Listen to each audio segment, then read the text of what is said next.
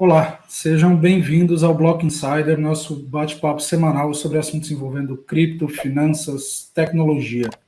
A gente hoje vai falar sobre um assunto que está em moda, pelo menos nos últimos 70 anos, que é: a Argentina tem futuro? Se sim, qual o futuro da Argentina? E a gente vai contar com a presença de duas pessoas ilustres, o Luiz Persecchini e a Maria Carolina Gontijo, a Duquesa de Tax.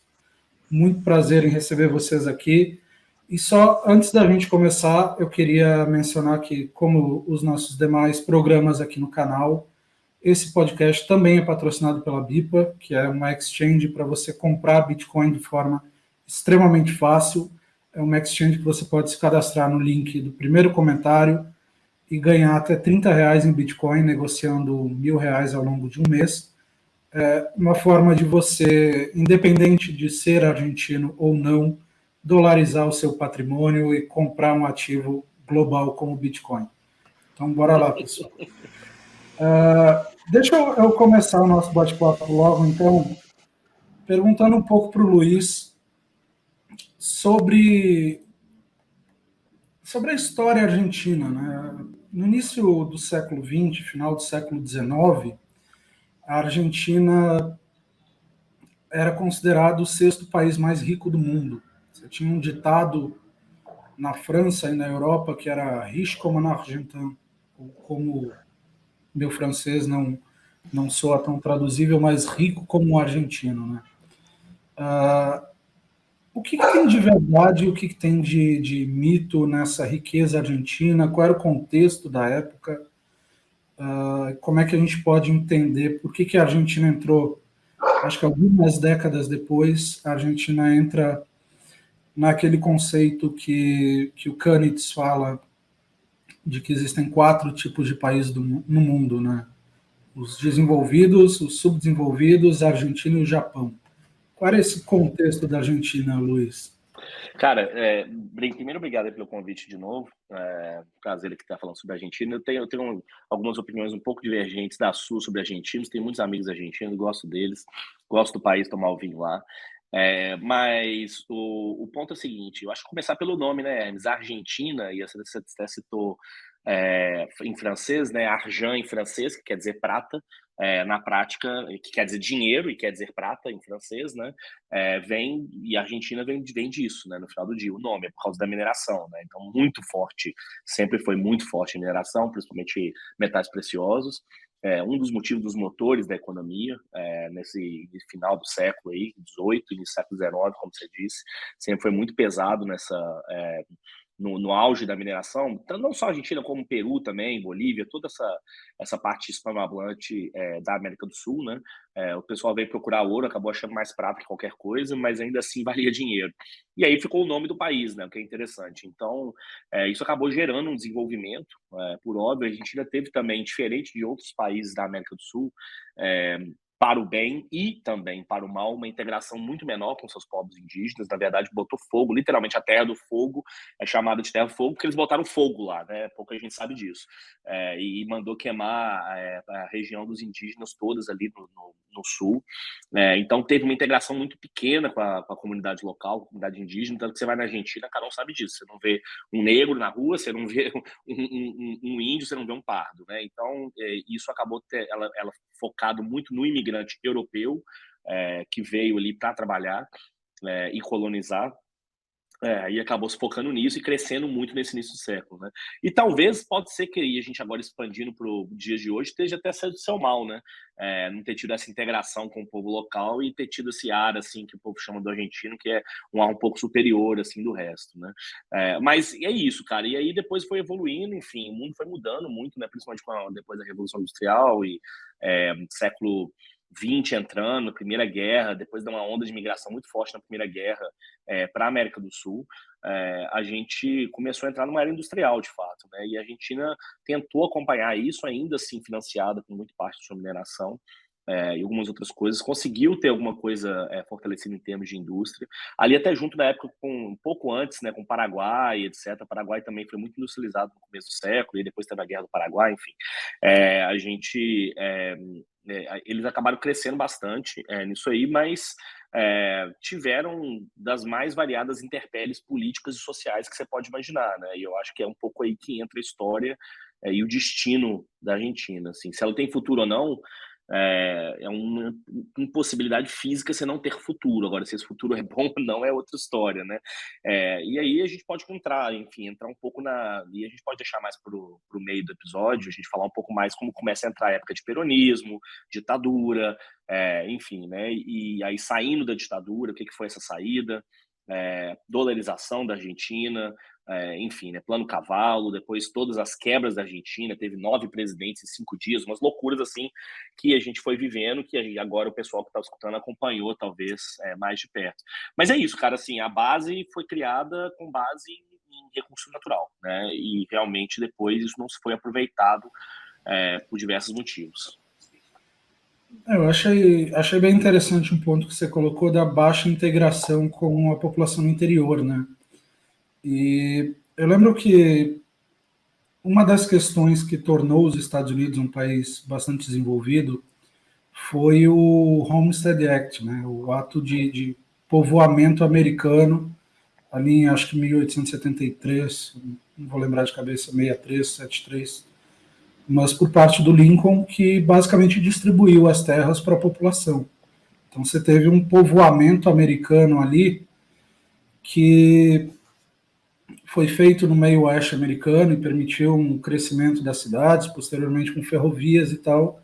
Isso nunca teve na Argentina, né? A Argentina sempre foi, você tinha a exploração no interior, a exploração ali no sul, nas províncias rurais ou de mineração, e a riqueza ela era levada para Buenos Aires, né? Então, É isso aí.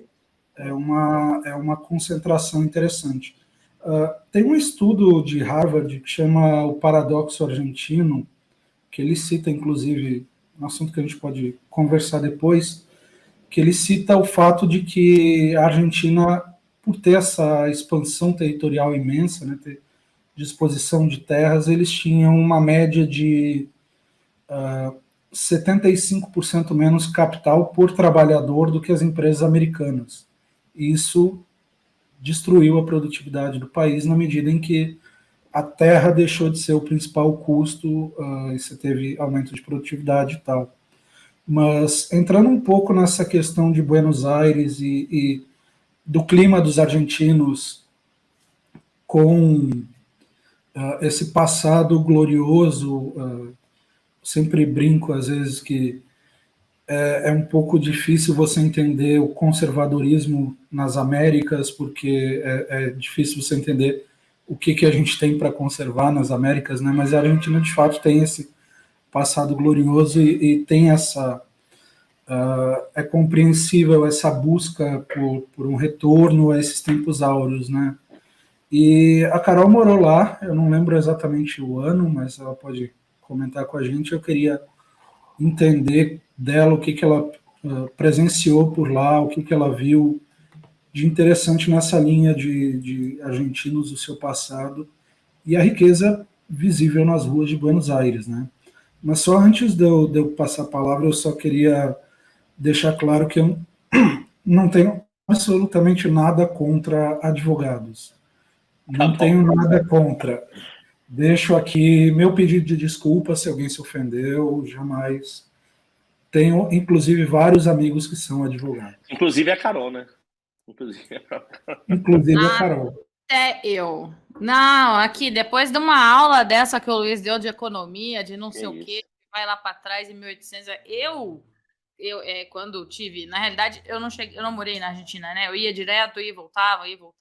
Entre 2016 e 2018, agosto de 2018. Logo depois ali do pedido do FMI e tal, logo depois da quebra, da mais nova quebra. Qual deles? Anos pares. Anos pares e ímpares, esse é o problema. Anos pares e alguns ímpares.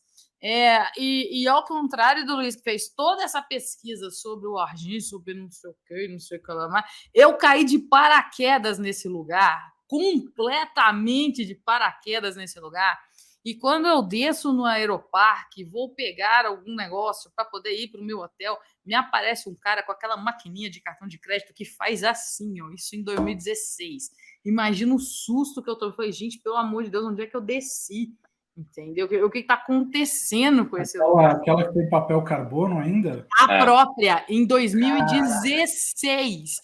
Eu fiquei olhando para ele como quem olha para um zoológico. Assim, eu fiquei olhando assim, meu Deus do céu, o que está acontecendo aqui? Aí ele me dá o seu cartão, senhora, e tá lá passando o negócio, e eu assim, gente, mas que loucura. Aí, enfim, eu fui lá, né, pro hotel nessa época lá, eles estavam lá em guerra com o Uber e tudo mais, né? Mas a gente sempre tem guerra com alguma coisa. Mas o que aconteceu é que poder entender a Argentina aos poucos foi interessante, porque quando eu olhei, né, quando eu cheguei lá, já tinha ido passear, mas nunca tinha ido sentir na pele os problemas ali, né? Então, a Argentina, assim, é lógico que você vê a riqueza. Eu costumo comparar a Argentina com todo mundo já teve, tá? Uma daquelas tias que trabalhava na Caixa Econômica Federal, todo mundo tinha na década de 80, 90 ali, ó, que ganhou dinheiro pra caramba. E aí você olha para ela, você sabe que ela ganhou dinheiro, você sabe que não entra mais dinheiro, mas tá ali toda a pose, toda a pompa, decoração da casa. A decoração da casa, um negócio meio aquela prataria toda, né? Um negócio meio vintage. Decoração de 20 anos atrás, né?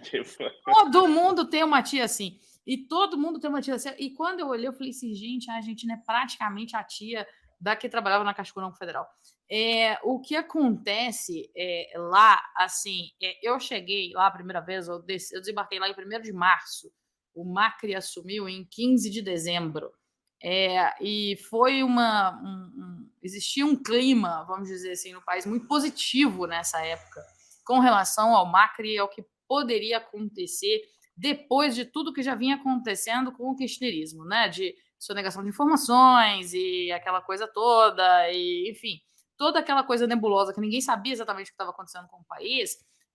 Quando o Macri assumiu, ele de certa forma deu uma publicidade para isso, então ele deu uma certa tranquilidade para os investidores, vamos dizer assim, né? A Argentina é um negócio que a gente quer acreditar nela, é impressionante, é um negócio que não adianta. Todo mundo fala, mas eu quero acreditar que vai dar certo. Sim. E aí acho que rolava um pouco disso. Então, o que aconteceu basicamente foi isso. Então, existia um clima muito bom, existia um clima de euforia muito positivo, vamos dizer assim, para todo mundo, tipo famoso, agora vai. Mas, assim, foram muitas conjunturas ali que atrapalharam o Macri, além dele atrapalhar a si mesmo. Então, eu acho que a gente pode discutir isso aqui ao longo, mas, assim, a Argentina é um local meio sui generis, até mesmo pela capacidade política da população. Quando você liga a televisão aberta lá à noite, são debates políticos, infinitas, mesas redondas, pode escolher qual que você quiser, são infinitas. Você vai escolhendo ali mesa redonda, eles estão sempre debatendo. Então, eles têm uma característica bastante diferente dos outros, né, países aqui da América Latina. E eu não sei até que ponto isso é bom ou ruim, porque a gente esbarra um pouco nisso, mas eu acho que a gente vai comentando. Isso me lembra muito o meu estado, Rio Grande do Sul, que inclusive tem uma ligação histórica e econômica muito forte com a Argentina, né? Verdade. Os grandes estancieiros ali do sul, do Rio Grande do Sul, foram por boa parte dos períodos mais ricos do estado. Eles decaíram, o norte do estado é industrializado, se desenvolveu, mas essa vibe que a gente traduz, a gente pegou só a parte boa, que é de torcidas de futebol, né, o jeito de torcer que o argentino tem. O Rio Grande do Sul, infelizmente, pegou a parte toda que é gostar do debate. Mas não é gostar do debate de uma forma saudável, é gostar do debate pelo debate e não pelo que ele proporciona.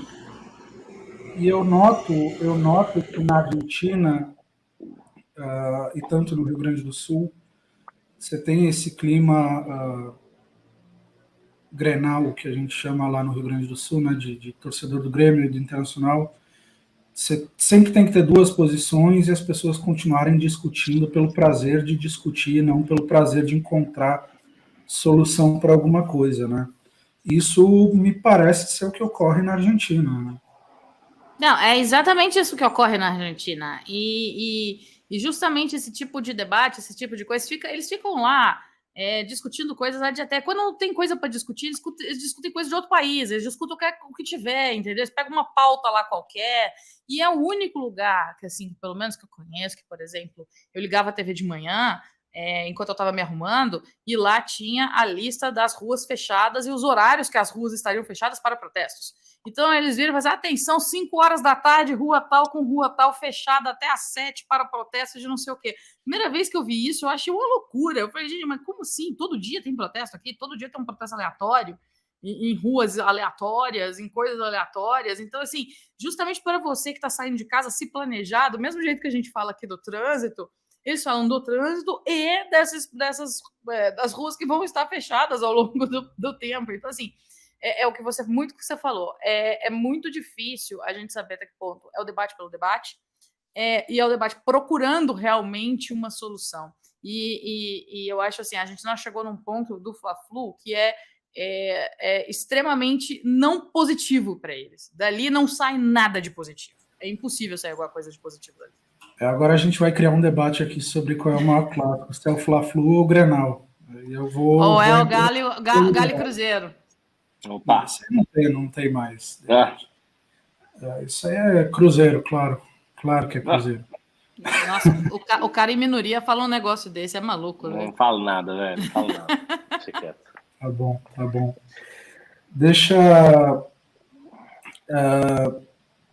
Deixa eu retroceder um pouco, então, nessa conversa de como a Argentina virou a nossa tia funcionária pública da Caixa Federal, que tem a sua prataria guardada para receber seus sobrinhos, e tentar entender um pouco de como foi esse processo de decadência, né? Eu acho que a gente já tateou ali no começo que a Argentina não tinha um capital acumulado por trabalhador, apesar de ter uma população bem educada. A Argentina tinha índice de alfabetização elevado já no início do século XX, né? Eu vejo moradores de Pinheiros e Vila Madalena exortarem sempre aquele fato de que Buenos Aires tem mais biblioteca que o Brasil, né? Você vê isso é bem comum. Acho que teve a primeira universidade, né? Tem uma história dessa aí, né? Primeira universidade da América do Sul. Não, sem dúvidas, a Argentina teve ali esse apogeu no início do século XX e decaiu. Como é que foi esse processo de decadência, Luiz? O que a gente pode destacar de relevante política e economicamente? Cara, eu estava vendo aqui porque, assim, é difícil até você ter os números de cabeça, então eu estava vendo aqui, eu dei uma pesquisada, o número de presidentes argentinos, tá? Quantos presidentes você acha que eles tiveram entre 1860 e 2023, assim, quase, sei lá, 150 anos? O normal seria por volta de 40 a 60, né? Seria um país saudável, seria por aí. A Argentina, eu chutaria entre 70 e 100.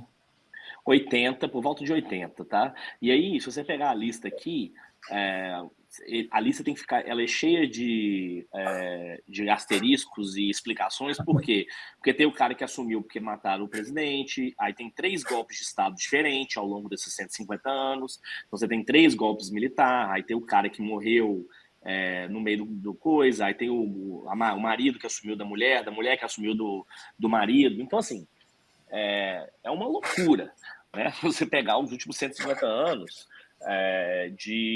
em termos de estabilidade política. E isso não é culpa só dos argentinos, por óbvio, né? Você pega toda a região da América do Sul, principalmente Segunda Guerra Mundial, ela é como a gente sabe, uma região de interesse localizado do poder local dos Estados Unidos. Sempre houve essa influência em eleições locais de diversas formas, inclusive com implementação de ditadura. Mas diferente do Brasil, que teve, sei lá, um golpe. Teve, obviamente, tivemos Getúlio Vargas, depois a gente teve um golpe lá atrás, depois a gente teve um 64 que perdurou muito tempo. A gente me parece ter tido vários mini-golpes entre si. E foi meio que trocando presidente. Então, são umas coisas loucas que, tipo, entre 1976 e 1982, são 8 presidentes, sendo que em 81 foram 4, tá? Só no ano de 81. Aí depois você pegar 99 até 2011, quando entrou a Cristina, você teve Fernando de la Rua, Frederico Ramon Puerta, Adolfo Rodrigues Sá, Eduardo Camaño, tem uma galera que a gente nem lembra. Eduardo do Allende eu já lembro, aí depois teve o Nestor Kirchner, e aí vem a mulher do Nestor Kirchner, porque o Nestor morreu, né, Carol? Então, assim, é uma loucura, cara, a coisa foi cedo. Agora, o que eu mais acho que é interessante na Argentina, a gente lembrar, a Argentina tem como se fosse o getulismo brasileiro, que é o peronismo. Na verdade, é a mesma coisa, né, na prática, né? Você tem uma... Não. Na verdade... Só quero fazer uma correção que, graças a Deus, não é a mesma coisa. Graças a Deus, Getúlio não tem esse poder todo aqui. Ok, mas eu concordo, não hoje, né? Mas já teve, né, no passado. Diga, né? Eu vou dizer que eu posso dizer uma coisa bem polêmica. Ele era mais vaidoso do que Perón.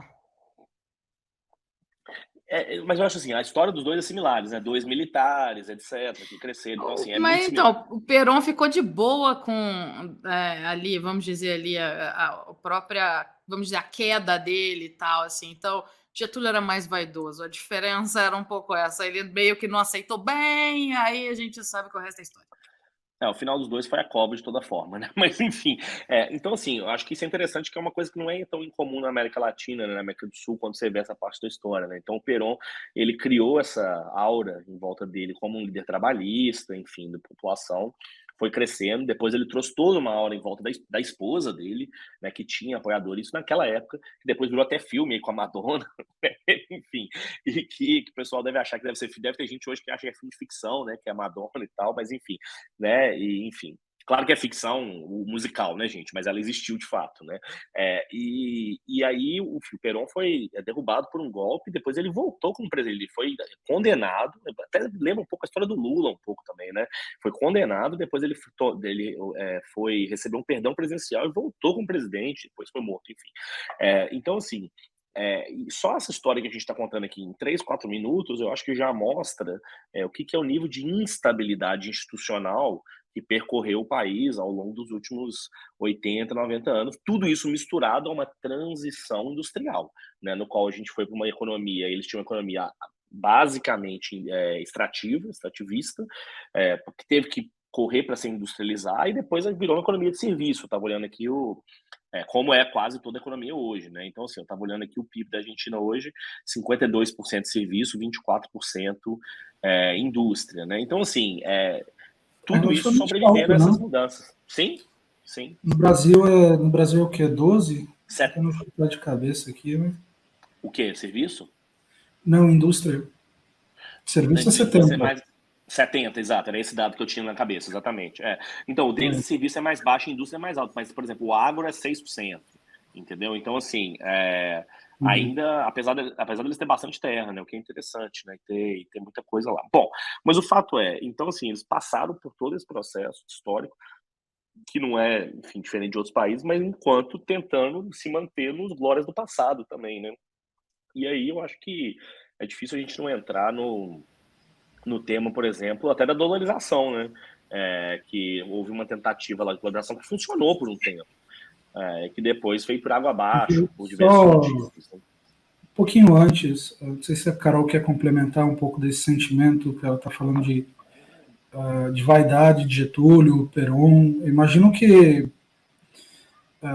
se Perón era menos vaidoso, seus seguidores trataram de mudar isso, né? Eu acho, a impressão que eu tenho depois que eu fui estudar onde é que eu estava, depois que eu caí lá de paraquedas e o cara com a maquininha, eu falei, eu preciso entender esse lugar para ver o que está acontecendo aqui. Eu vejo assim, e isso é uma constante, tá? Especialmente dentro da esquerda argentina, porque a esquerda argentina não adianta a gente falar que é o kirchnerismo. Ela é muito fracionada, ela é muito fragmentada. Às vezes a imprensa brasileira fala, olha, a gente está aqui, é o peronismo. Gente, tem peronismo, kirchnerismo, tem 1 milhão de divisões. Você tem peronismo de direita, né? Só que, assim, eu entendo ali que existe um alinhamento muito maior pelo poder do que a gente consegue de alinhamento aqui no Brasil. Por isso que eu falo, há menos vaidade por poder e mais paciência. Então, por exemplo, quando eu vejo a história do Perón, né? Então, o Perón que foi depois, foi isso, foi aquilo e tal, não sei o quê. quando você pega a história do Getúlio, quando viu que o negócio começou a apertar para o lado dele, ele simplesmente resolveu sair de cena para entrar na história. Então, o Perón não. O Perón não largou o osso. O Perón, peraí, eu vou ficar aqui, eu vou voltar, eu vou fazer, eu vou voltar. E, assim, tudo é uma questão. Por isso que eu falo, assim, o nosso Perón, o nosso Getúlio é menos vaidoso que o Perón. Por essa questão, é mais vaidoso que o Perón por essa questão. Então, e isso é muito vívido lá para eles, entendeu? Então, assim, por isso que eu falei, você acaba incrustando assim, na população esse sentimento dessa dualidade ou dessa discussão por discussão desde sempre. Então, você está do lado de cá, você está do lado de lá. E isso é desde... Se para a gente começou tem pouco tempo, para eles a vida inteira foi assim. Então, assim, isso é um ponto importante quando você fala no debate político dele, no debate político da própria Argentina. Maravilha. Maravilha não, trágico, não.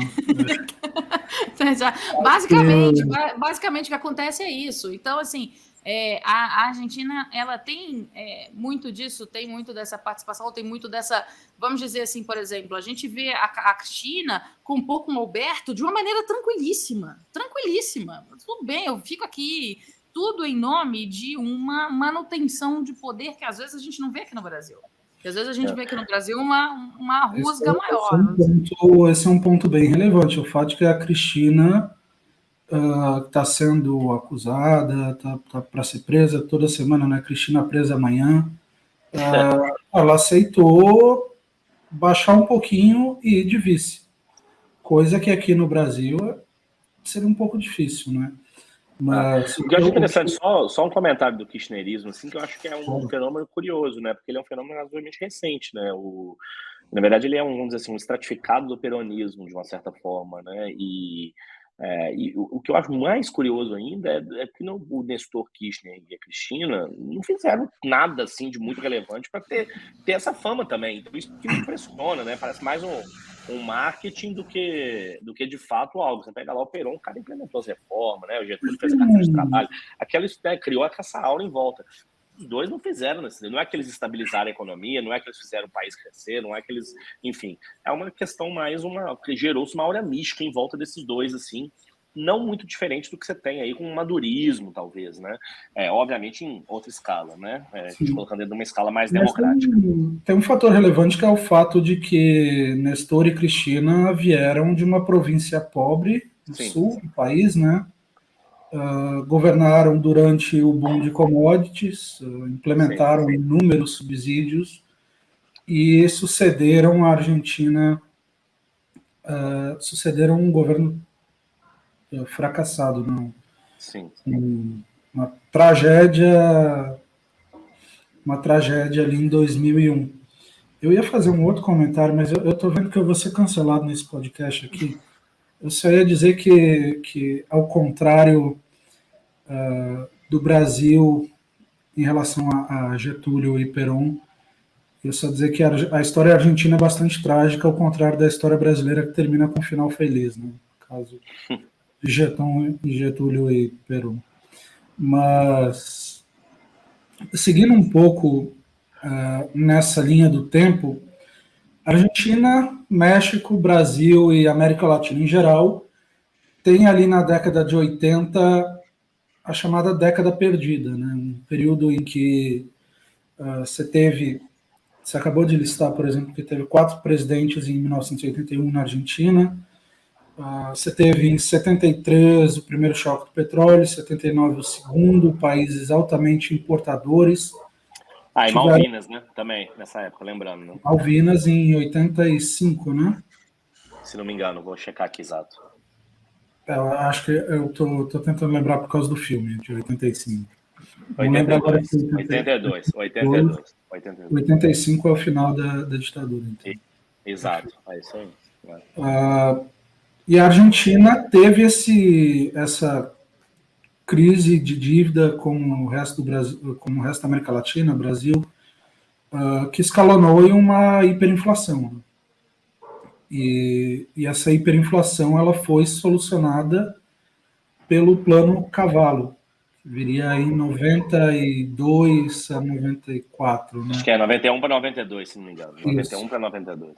Na época em que o Brasil ainda estava tentando convencer o FMI, na época, na época do Collor, você tinha Malan e Gustavo Franco do Banco Central, os dois comprando o título da dívida americana, os Brady, né? Os títulos, a gente até comentou no podcast sobre o Elon Musk. Isso. E o Brasil estava tentando apresentar o seu projeto, o FMI falava, não, esse projeto não vai dar certo, o projeto da Argentina é que vai dar certo. Usa aquele lá que é bom. Aquele lá que é bom. E o que tinha aquele lá? É isso que eu quero entender aqui. A gente saiu o quê? Do austral e foi para o peso. Como é que foi esse plano econômico milagroso da Argentina que o FMI adorou?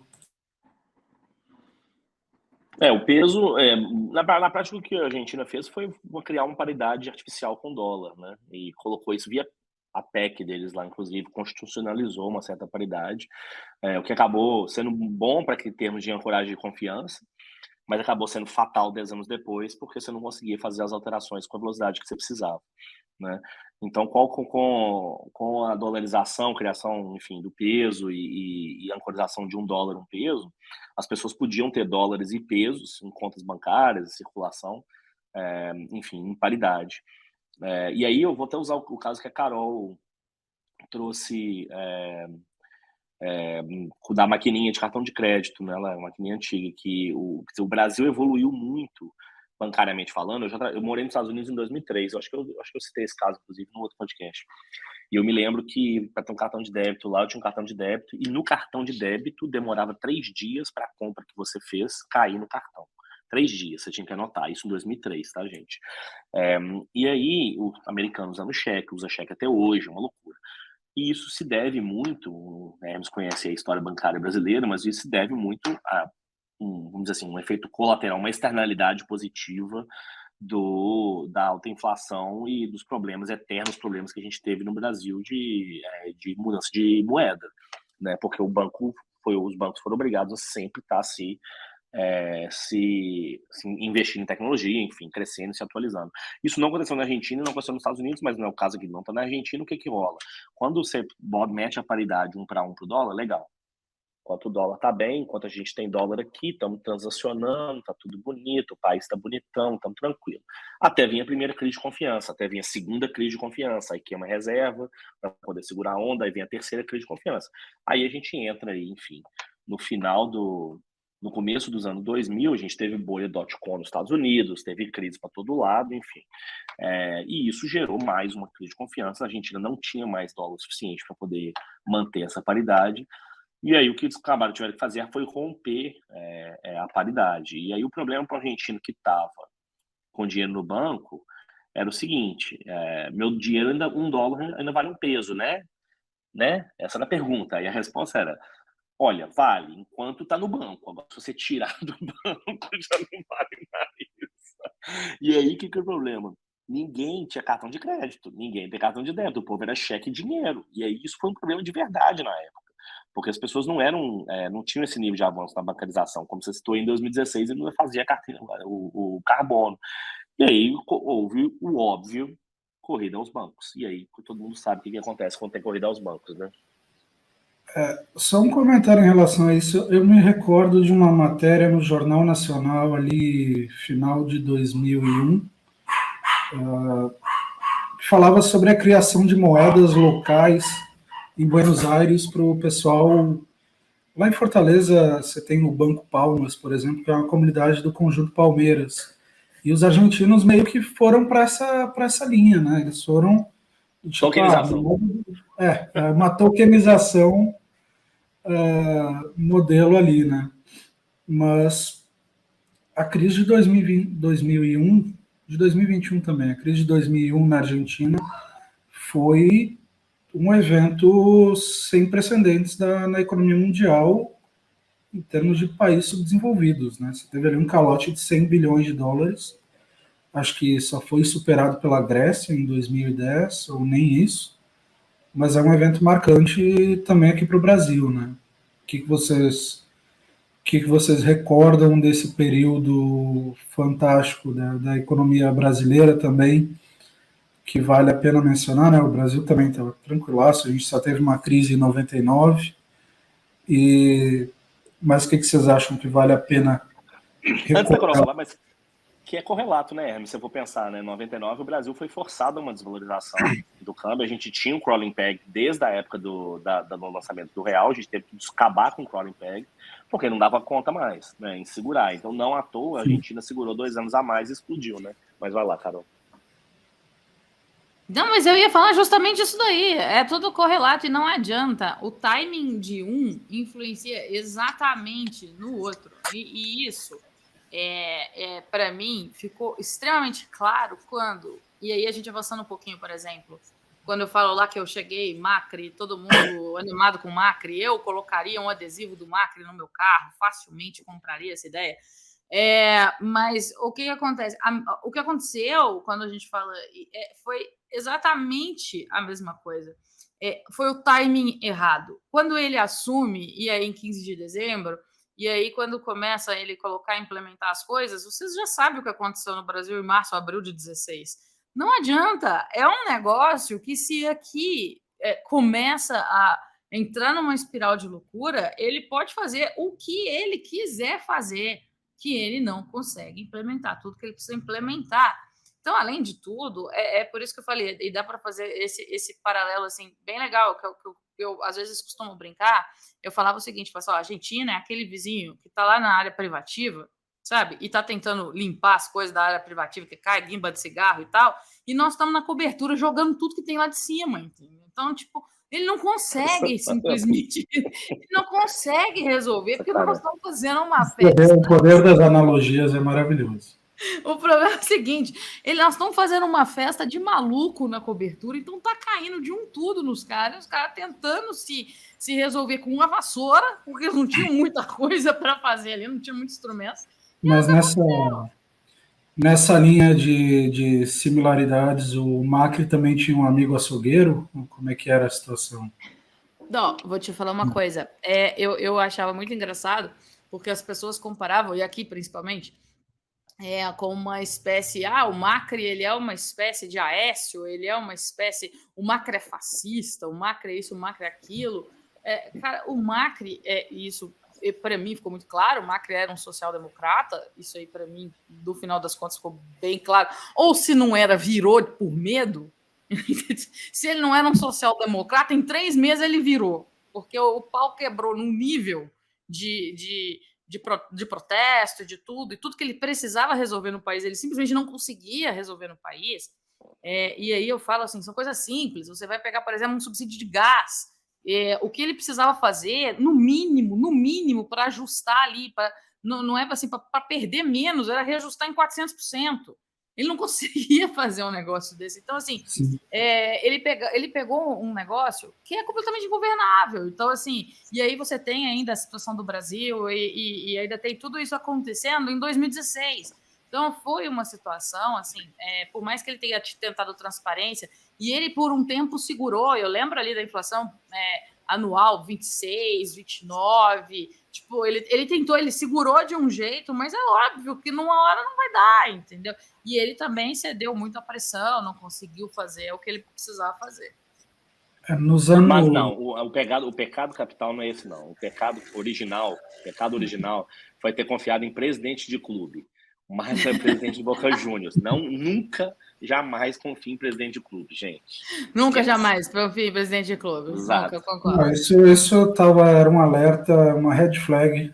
Esse era um red flag máximo. Era uma red flag. Mas é engraçado você comentar dessa questão do Brasil ter antecipado a Argentina, porque nos anos 80 você tinha aquela propaganda da Orloff, que era uma vodka, em que a pessoa... Eu confesso que eu não lembro da propaganda. Ainda é uma vodka, só para deixar claro, né? Ela não deixou de ser vodka, ela continua.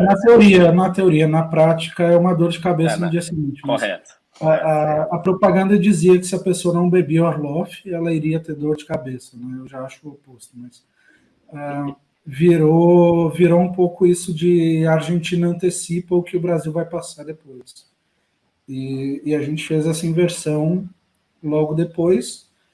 Não sei se inversão, enfim, ou manteve, mas me parece nítido que o Macri ele pegou um problema ingovernável sobre esse aspecto de normalidade, né? Você falou agora de conta de luz, 76%, 74%, 76% da conta de luz dos argentinos é paga pelo governo.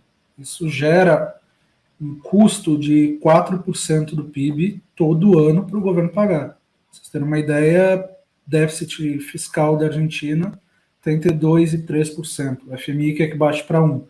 Para baixar, ele bastaria corrigir o preço da energia elétrica enfim.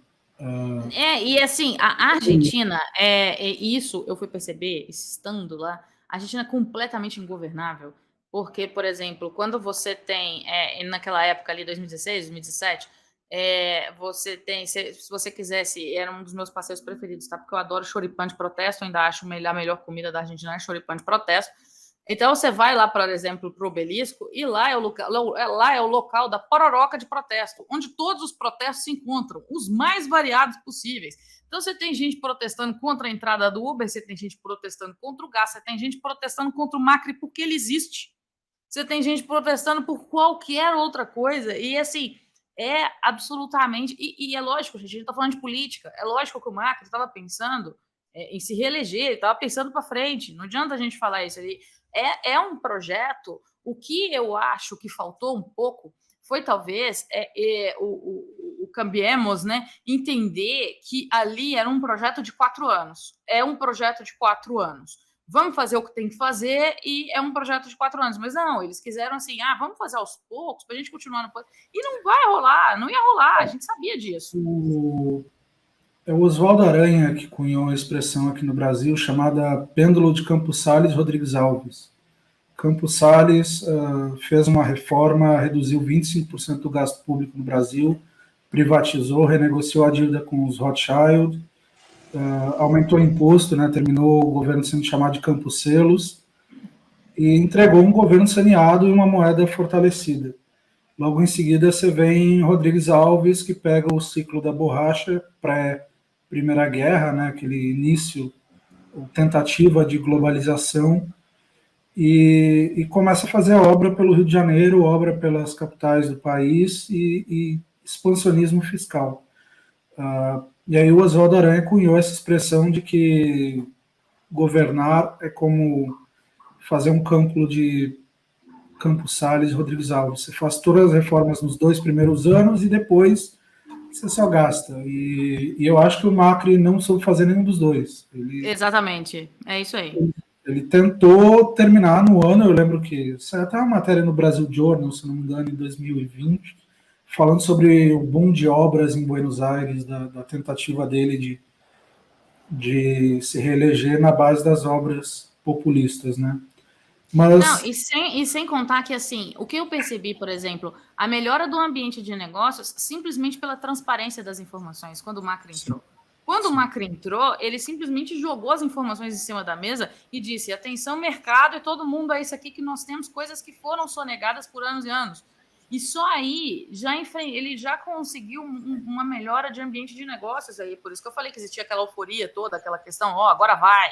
O problema é que ele não conseguiu fazer o que ele se propôs a fazer. O Macri conseguiu colocar no mercado internacional um título de dívida argentino de 100 anos. 100 anos. Alguém olhou para a Argentina e falou, eu confio que daqui a 100 anos a Argentina vai existir e me pagar. Isso foi inacreditável para mim. Isso foi inacreditável. Não, mas foi muito disso, entendeu? Ele jogou todas as informações em cima da mesa e, assim, era um acesso à informação tão grande que a gente assustava. Então ele chegava e falava o seguinte, a inflação é essa, o negócio é esse, desemprego é isso, e ele jogava e é só $1, e é tudo. Ele jogou muito limpo, entendeu? Acho interessante voltar aqui a 2010, que a gente tinha o INDEC, o Instituto Nacional de Estatística da Argentina, e você tinha institutos privados divulgando seu índice de inflação, que era o dobro ou o triplo do INDEC. E por 2010, 2011, o governo decidiu tornar crime divulgar índice de inflação que não fosse do governo. Isso era um nível de maluquice e, de alguma forma, eles acreditavam que a economia ia se planejar em torno desse nível de bizarrice, né? O problema que eu acho, assim, principal assim, falando superficialmente, claro, né, porque tem várias nuances, né, mas eu acho que o problema principal que eu acho da esquerda argentina e da parte da esquerda e até a centro-direita também, como a gente está citando o Macri aqui, que assumiram o governo argentino depois da ditadura, é de fato uma dificuldade de governar no sentido de realizar o que é necessário, cortar na carne no início, realizar o que é necessário, para poder depois colher os frutos. Então, você pega, por exemplo, a gente tem o caso do Brasil, que talvez seja um caso único realmente, e uma sorte assim, que a gente deu nessas sortes que a gente dá, né, que a gente ter conseguido implementar um plano real, como foi, e na sequência você ter entrado, né, o Fernando Henrique se elegeu e se reelegeu com base no plano real. Então, ou seja, isso é uma lição maior que qualquer uma. Ele privatizou, ele era, enfim, globalizador, ele era neoliberal, tudo você pode imaginar. Ele foi eleito e reeleito com base num plano social no final do dia, que foi o fim da inflação. Né? Na sequência, você pega o Lula, independente de corrupção, confusão, mensalão, não sei o quê, Bolsa Família e valorização do salário mínimo, e manter mais ou menos as bases econômicas do social, ele conseguiu eleger, reeleger, fazer sucessor, ser preso e voltar à presidência. Então, assim, isso é uma lição que não é possível que os argentinos não olham para isso e falam, cara, a gente tem que imitar esses caras aqui, entendeu? Nós vamos fazer isso, vamos estabilizar a economia, colocar a inflação no lugar, que depois você pode entrar na esquerda e vai ficar o resto da vida, entendeu? Eu acho que parece que eles não conseguem ir para esse lado. E aí eu acho que a análise é por que isso não acontece, né? Será que o jogo de poder ali... Porque a gente fica falando da população, subsídio, etc., mas tem muito empresário que ganha dinheiro com o governo, que ganha dinheiro com subsídio, que ganha com inflação também, enfim, tem, né, o setor financeiro ganha muita grana. Exato, entendeu? Você teve ali a criação do dólar Malbec para beneficiar exportadores de vinho. Exato. Você tem o dólar Coldplay, mas é mais para evitar... Dólar Coldplay. Dólar Cosplay é meu preferido. Dólar Netflix. Dólar Cosplay é meu preferido. Mas assim, são 25 cotações oficiais. 25 cotações oficiais. Até a data de lançamento desse podcast são 26. Então, pode dizer 26. Só um ponto que eu queria comentar antes, que eu acho que assim, todos nós três vamos lembrar, e talvez algumas pessoas estão ouvindo, assistindo também, mas muita gente não lembra. Gente, não era muito tempo atrás que aparecia a cotação do dólar paralelo no jornal, na televisão. Isso é algo impensável hoje. Ninguém nem Jornal sabe Nacional. que é dólar paralelo. Jornal Nacional, dólar comercial, turismo em paralelo. Então, assim, a gente acabou com isso. Na Argentina, você tem 25 cotações, entendeu? Não, e justamente nisso, nesse dia foi o meu segundo choque. Quando eu cheguei lá e eu estava com dólar, né? Estava indo trabalhar, e aí a pessoa me falou assim: não, peraí, que eu vou te passar o telefone do meu doleiro. Eu olhei e falei: seu o quê? Meu doleiro. Falei, mas como assim? Todo mundo tem um doleiro? Todo mundo tem um doleiro. Meu Deus, como é que todo mundo tem um doleiro? Que lugar é esse? Imagina o meu susto, gente. É uma loucura esse lugar. Personal trainer, massagista e o doleiro, entendeu? Que a galera doleiro. Não, peraí que eu vou te passar o meu doleiro. Com essas restrições imensas, fazendo um parênteses aqui, mas o que tem crescido na Argentina é o uso de stablecoins, né? Que são criptomoedas lastreadas em dólar. O Mercado Livre, que pouca gente sabe, é uma startup argentina, nasceu ali no boom da internet dos anos 90, veio para o Brasil em 97, veio logo no início. O Mercado Livre negocia imóvel em Bitcoin na Argentina, negocia imóvel em stablecoin, porque acho um ponto interessante da gente citar, o dólar vale muito na Argentina, mas não é porque os argentinos não têm dólar, é porque eles não querem trazer o dólar para o país. Se você olhar saldo a relação do quanto um país tem de ativos e passivos no exterior, a Argentina tem por volta de 420 bilhões de dólares em ativos no exterior e 290 bilhões em passivos. Ou seja, tem um saldo de 130 bi positivo. O Brasil tem por volta de 900 bilhões em ativos e tem um passivo de 1,4 trilhão de dólar no exterior. Por quê? Porque as empresas investem no Brasil e isso é contabilizado no nosso passivo. As empresas ainda trazem dólar para o Brasil para investir porque elas esperam tirar seu lucro depois. Então, o brasileiro ainda tem essa dívida em dólar, coisa que os argentinos não têm. Quem tem dívida em dólar é o governo da Argentina, não são os argentinos, né?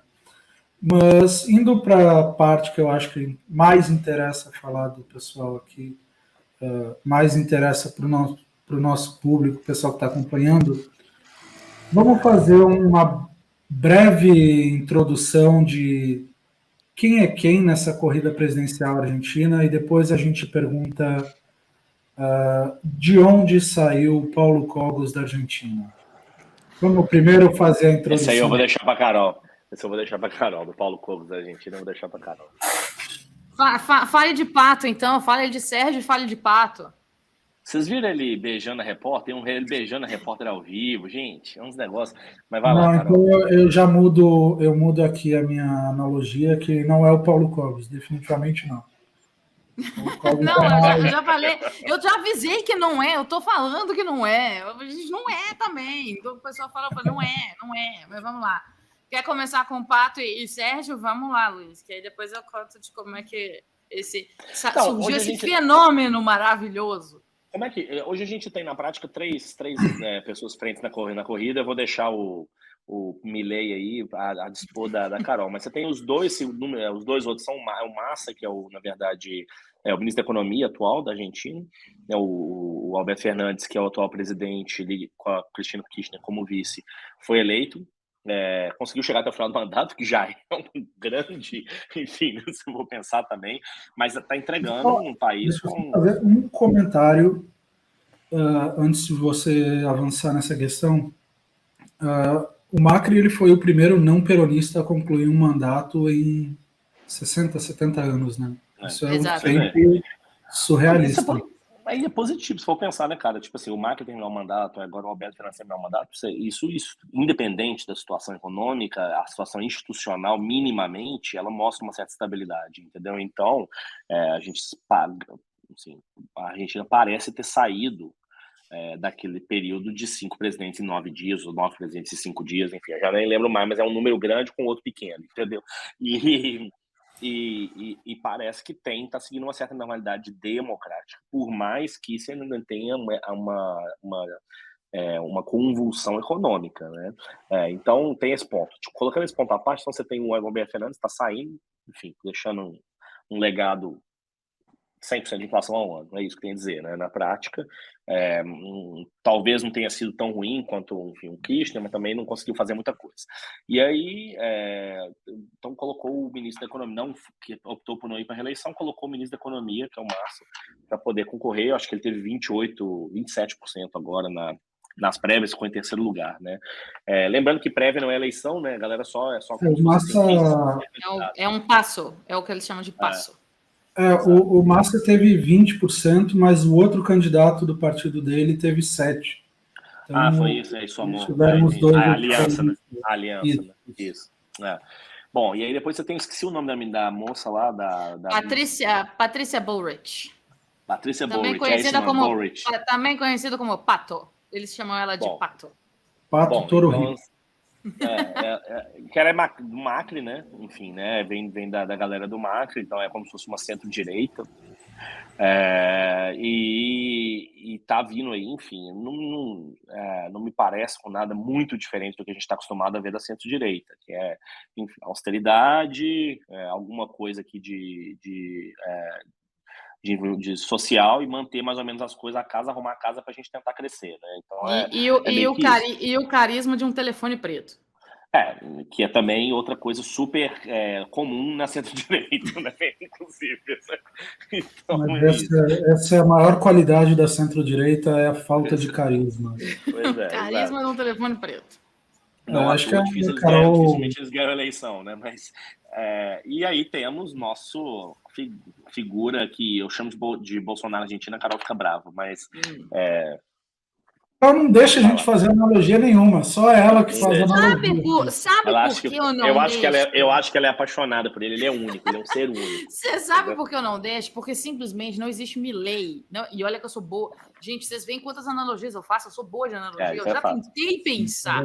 Eu não consigo achar uma para Javier Milei, porque aí eu vou contar para vocês onde é que essa loucura foi gestada. Nessa confusão toda de Macri, e aí o que aconteceu? Quando o Macri não deu conta de fazer o que ele precisava fazer, o pessoal liberal, os liberais mesmo, começaram a bater no Macri, e ele batia toda noite naqueles programas, que era uma mistura ali de super pop com qualquer outra coisa bem estranha, e aí eles ficavam ali discutindo, e tinha umas músicas no meio, e tinha gente xingando palavrão. Não vai falar que isso não parece com o Bolsonaro? Era uma loucura. Mas, enfim, e aí despontaram dois sujeitos nessa época, que era Javier Milei, completamente doido, e o José Luis Esper. E o José Luis Esper, ele tem um livro muito bom sobre a Argentina, que inclusive eu recomendo, que chama La Argentina Devorada, que fala justamente por que somos pobres. E ele vem falando do sindicalismo, de tudo isso, é muito legal o livro dele. E ele é um cara um pouco mais pé no chão, vamos dizer assim. Ele era doido também, porque você tinha que ver ele xingando Cristina, era uma coisa maluca. Mas, ao mesmo tempo, ele era um doido meio com o pé no chão. O que aconteceu é que os dois doidos foram eleitos deputados, tanto um quanto o outro. E aí, nesse momento, o Esper, por ser um pouco mais político, né, por ser um pouco mais pé no chão, ele foi cancelado pela direita. Porque ele, de repente, não é bem liberal. Então, tipo assim, o pessoal lá dos ultraliberais cancelaram o José Luis Esper porque você está fazendo jogo político e tal. E é aí que surge Javier Milei. E aí, quando a gente fala Javier Milei o Bolsonaro, Javier Milei não existe comparativo no Brasil, porque ele é completamente doido das ideias. E ele leva essas ideias, ele realmente acredita nessas ideias. Então, quando você pega, por exemplo, o Bolsonaro, ele quis fazer que a gente acreditasse que ele acreditava naquilo em 2018. Então, a gente era uma gulgada, mete no Google ali, que você ia ver quem ele era de verdade. É diferente do Javier Milei, que o Javier Milei realmente ele acredita naquelas coisas, ele acredita que realmente tem que tacar fogo no Banco Central, ele realmente acredita em tudo isso. Então, assim, não existe um político aqui no Brasil nessa distinção entre Bolsonaro e Milei. O Milei é um cara com estudo, né? Pelo menos base teórica. Não é piada, não. Eu acho que isso não só estudo, como ele acredita em todas as teorias que ele fala. Se você pegar... Mas não é só questão de acreditar, porque acreditar, talvez até o Bolsonaro acredite que ele é o cara daquelas páginas de meme que faziam dele. Você acreditar é tranquilo. A questão ele tem uma base ideológica que você critique ou não é exatamente a minha base ideológica, apesar de a gente estar indo mais ou menos na mesma direção. Eu acho que ele correu muito mais do que eu, então, falando nesses termos. Não é a minha base ideológica, mas ele tem uma base que é dele, que ele não roubou de ninguém, que ele não surfou na onda de Lava Jato como o Bolsonaro, ele não surfou numa onda que não era dele. Mais ou menos, né? Porque você tem a questão do kirchnerismo e ele surfou nisso, né? Assim, mas ele construiu a própria onda. Sim, ele ia para a TV, gente, vocês não estão entendendo. Ele ia para a TV e ficava 2 horas defendendo o ponto dele. E o pior é que ia kirchnerista debater com ele. Imagina se o kirchnerista consegue debater com ele, não vai conseguir. O cara ele é bom de debate porque ele tem essa base. Eu não assisti. Mas eu vou fazer uma provocação. Ele passava 2 horas debatendo, e pelo que eu acompanho dele, eu diria que ele não era o cara que nessas 2 horas ia se contradizer 15 vezes, igual a gente olha para um Bolsonaro da vida. É um cara pelo menos consistente. Sim, mas você também como você está dizendo, o cara assim, é professor de economia, ele mestrado em economia e tal. O que você está dizendo é que ele tem uma formação formal, né? Usando assim um pouco do, se me permite ser falar um pouquinho essas duas palavras juntos, mas muito diferente do Bolsonaro, que vem da questão né, de uma formação militar, depois deixou de ser militar e foi para ser político profissional na prática, né? Então, sim, a resposta que você está dizendo é fato. Então, assim, o cara consegue ter uma base mínima teórica para segurar uma discussão, mesmo que ele acredite na Terra plana, ele consegue tentar te convencer que a Terra plana é verdade. Eu tenho então, eu acho que porque ele tem uma coisa assim de heurística, entendeu? Que ele consegue, de fato, traduzir as coisas que ele pensa, diferente do Bolsonaro, que fica lá gaguejando, né? Eu tenho um ponto em favor do Milley, que eu acho que ele se faz de maluco, porque se você olhar os cachorros dele, o cachorro dele chama Conan, Milton, Murray, de Hofbauer, Milton de Milton Friedman, Robert e Lucas. Eu acho que, assim, ele poderia... Ele virou fã do Milley só porque ele gosta dos economistas. Vamos. Não é esse o meu ponto. Meu ponto é, se ele fosse esse extremista todo, ele não ia falar ele não ia botar o nome do Friedman no cachorro dele, ou do Robert Lucas. Robert Lucas não é. Entenda uma coisa, ele não é extremista. Ele não é extremista. Ele é o extremista para os padrões da Argentina. Ele quer pegar a Argentina aqui e levar para cá de uma vez só, de um jeito só e por um caminho que muitas vezes você olha e você fala, filho, isso não vai dar certo. Isso não vai dar certo. Então, assim, ele é extremista nesse ponto. Não estou falando que as ideias dele... Se você assistiu os debates, por isso que eu falava que ele me divertia absurdamente, porque eu ligava, era ele ou o Esper. Eu gostava mais de ver o Esper debatendo, porque ele é um pouco mais pé no chão, vamos dizer assim. Mas ele era divertido nesse ponto por isso. Ele quer trazer daqui para cá, ele acha que tem jeito, é um negócio assim, vamos atravessar o Oceano Atlântico de canoa e quem quiser vir comigo vem e vai dar certo, porque vai dar certo. Então, assim, você vê uns pontos e fala assim, não vai dar. Você faz igual aquele meme do Neto. Agora você me convenceu de que ele é maluco. Ele acredita que a Argentina tem jeito. Ele acredita. É o que a gente fala do problema, né? A gente na escalada fala muito, né? Do caminho entre o nível do mar e o topo do Everest está cheio de idiotas 100% motivados, morto, né? Então, enfim, esse é o problema também. Ele acha que ele vai resolver, entendeu? E ele tem. E se você perguntar, não é que ele acha assim, pergunta para o Posto Ipiranga ou pergunta para fulano. Não, ele te mostra como ele vai resolver. Sim, ele fala assim, não, eu vou resolver fazendo isso, isso, isso. E aí ele vira para um kirchnerista e fala assim, onde você errou foi ali, ali, ali. Então, assim, a população, ele tem um jeito de falar com a população. E vamos parar aqui para pensar, gente, ele fez isso durante 4 anos ou mais, porque eu lembro que eu estava lá em 2016, 4 anos. 2016 ele estava lá na televisão. Então ele fez isso por um bom tempo, 7 anos, colocando essas ideias na cabeça das pessoas. E eu acho que as pessoas pensam assim, quer saber? Eu acho que é a única coisa que nós não tentamos ainda. Entendeu? Talvez, Carol, a comparação seja assim, ele usou não é que ele seja um Bolsonaro, mas ele usou da mesma estratégia, uma estratégia similar do Bolsonaro, nessa questão de crescer via programa de televisão, com polemicista, com não sei o quê, essa estratégia para poder crescer, uma vez que ele foi, enfim, virou deputado, obviamente ele ganhou um palanque automático, e aí ele cresce em cima dessa questão da polêmica, ou seja, é um típico troll de internet, né, na verdade. Né? É o típico. Convenhamos que era a arma que ele tinha. Ele não tinha um partido gigante por trás. Enfim, redes sociais quebraram barreiras de entrada. Eu tendo, pelos seus comentários, eu tendo a achar que você está achando que ele está vindo um pouco mais para o centro. Você acha mesmo que está acontecendo? Que isso é só discurso para segundo turno? Eu vi estes dias ele falando que já quer...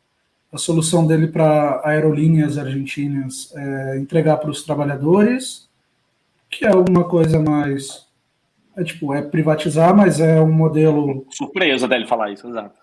Não, é um modelo bastante liberal de privatização. Não vou lembrar de quem agora, tal, mas... eu acho que o que ele quis dizer com isso é basicamente, eu só quero que não seja um problema pagador de impostos, que eu quero resolver a situação fiscal. Se vai ser problema para os funcionários, se vai virar uma Varig da vida em que ninguém pode ser demitido e a empresa quebra e depois vem outra, não é mais problema do pagador de impostos. Eu acho que é isso que ele viu ali. Ele já falou que não vai ter demissão de funcionário público. Isso achei Só bastante os curioso. concursados, né?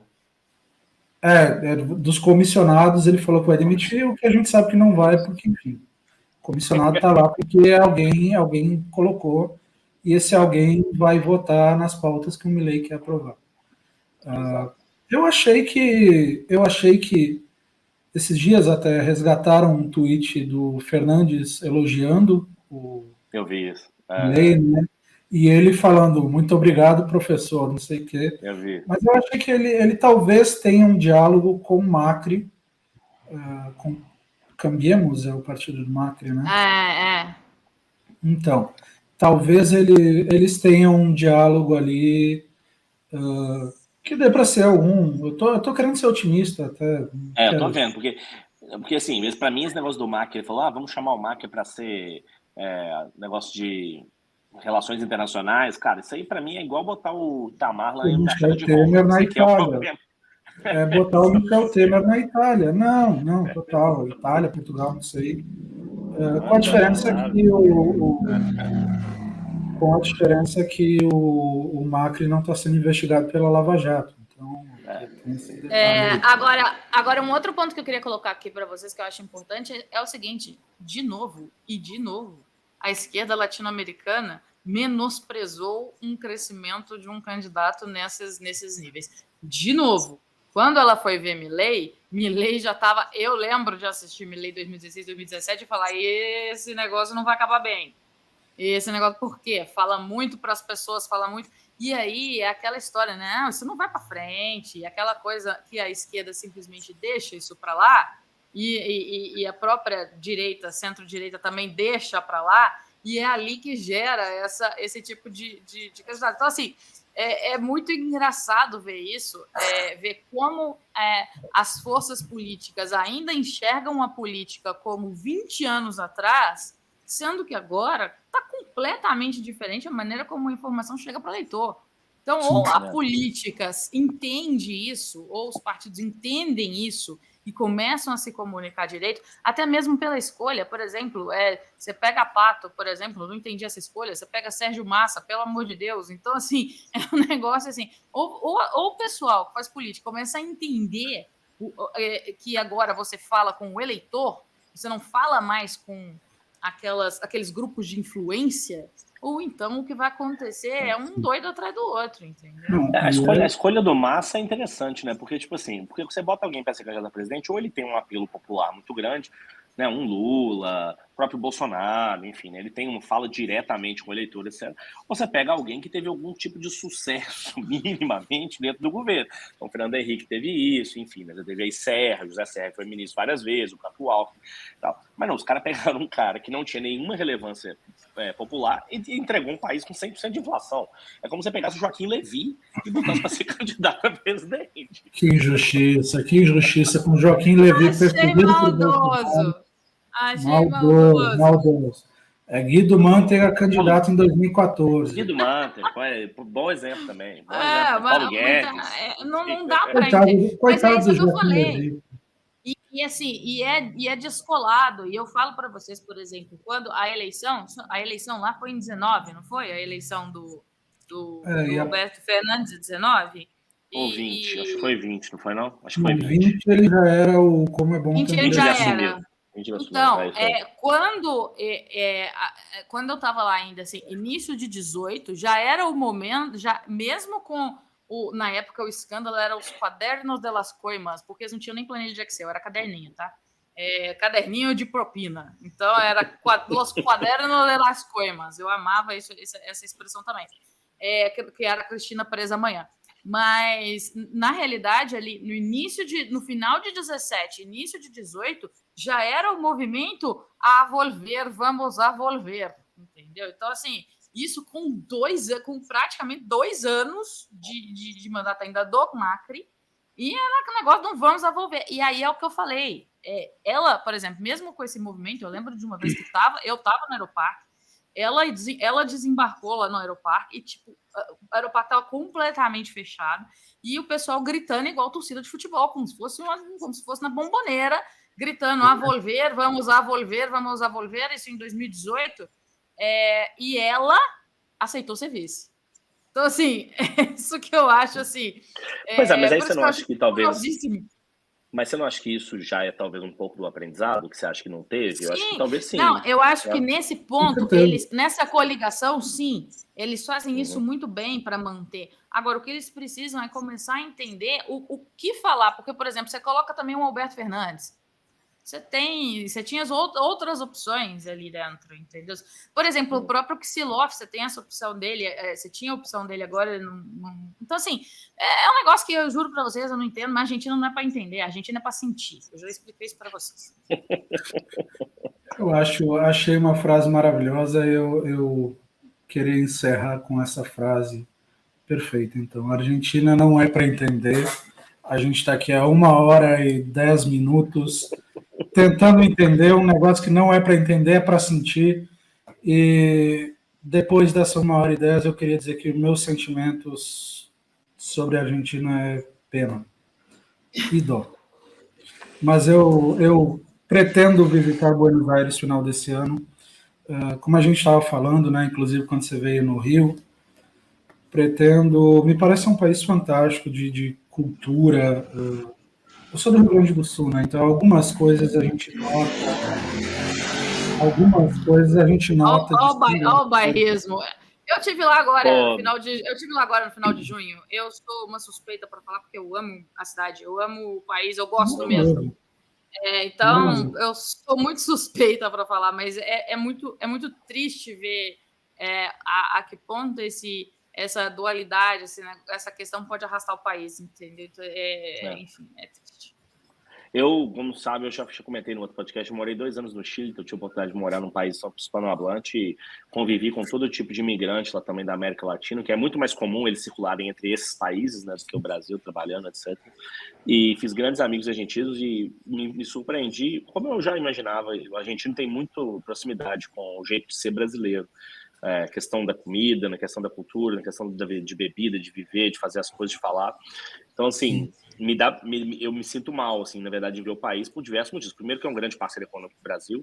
Segundo, que é um país que tem cultura incrível, tem comida incrível, vinhos sensacionais. E não só isso, né? Tem paisagens lindas de conhecer. Já fui na Patagônia, já esquiei também. Tem de tudo. Então, assim, eu acho sensacional. Quero voltar o quanto antes. E torço para que eles encontrem um caminho. Não sei se esse caminho será Javier Milei, sendo bem sincero, acredito que não. Mas vamos ter que esperar para ver, né? Por via das dúvidas, Milei ganhando ou não, eu pretendo visitar no final desse ano e aproveitar esse câmbiozinho maravilhoso e curtir a Argentina. Te dou as dicas. Deixa comigo. Vou pedir certamente, mas muito obrigado, pessoal. Queria agradecer a presença. Se quiserem divulgar também o podcast de vocês, divulgar outros produtos, podem ficar à vontade. Legal, obrigado. Quem quiser acompanhar a gente nas redes sociais, então, Luiz Persequini aqui. Carol, deixa ela fazer o jabá dela pessoal, mas a gente também tem uma live que a gente faz toda segunda ou terça-feira, né, Carol? Ou quarta ou quinta.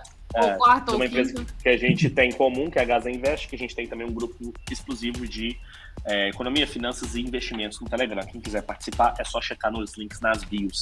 Mas vai lá, Carol, deixa o seu jabá aí também. Para mim, para me seguir é sempre @duquesaditex em todos os lugares possíveis e imagináveis. Tem Spotify, tem YouTube, tem TikTok, mas não faço dancinha, Twitter e Instagram. Show. Valeu, pessoal. Até a próxima semana. Se inscrevam e ativem o sininho para receber a notificação.